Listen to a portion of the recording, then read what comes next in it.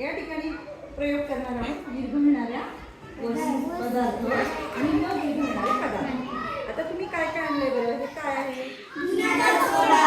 हे काय आहे? हे काय आहे?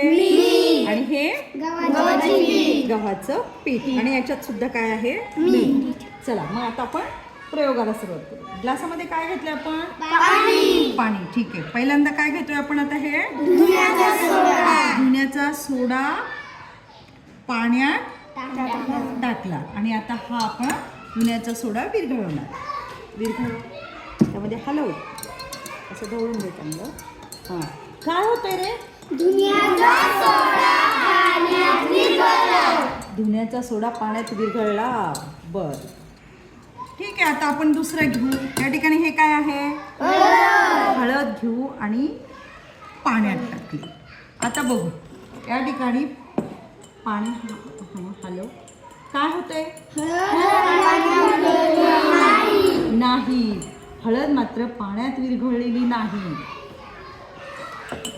आता हे आहे मीठ. आपण या ठिकाणी मीठ याच्यामध्ये टाकूया. शौर्य,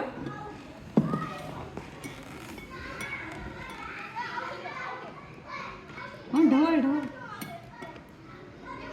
काय होतंय रे? मीठ पाण्यात विरघळतंय.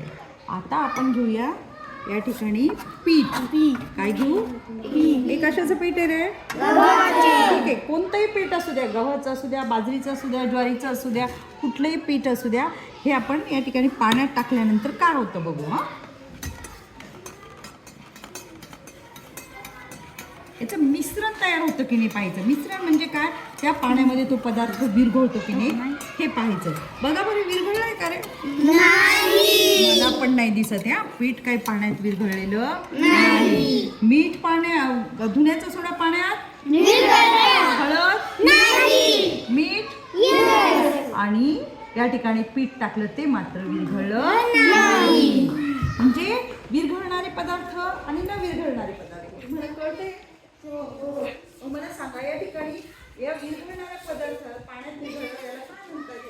याला काय द्रावण म्हणतात. या मिश्रणाला काय म्हणतात? द्रावण. आणि तो पदार्थ या ठिकाणी मिसळतो किंवा मिश्रण तयार होतो त्याला म्हणतात द्रावण. या ठिकाणी हळद पाण्यात विरघळलेली नाही आणि पीठ पण पाण्यात विरघळलेलं नाही. फक्त काय विरघळलं? अजून काय विरघळू शकतं?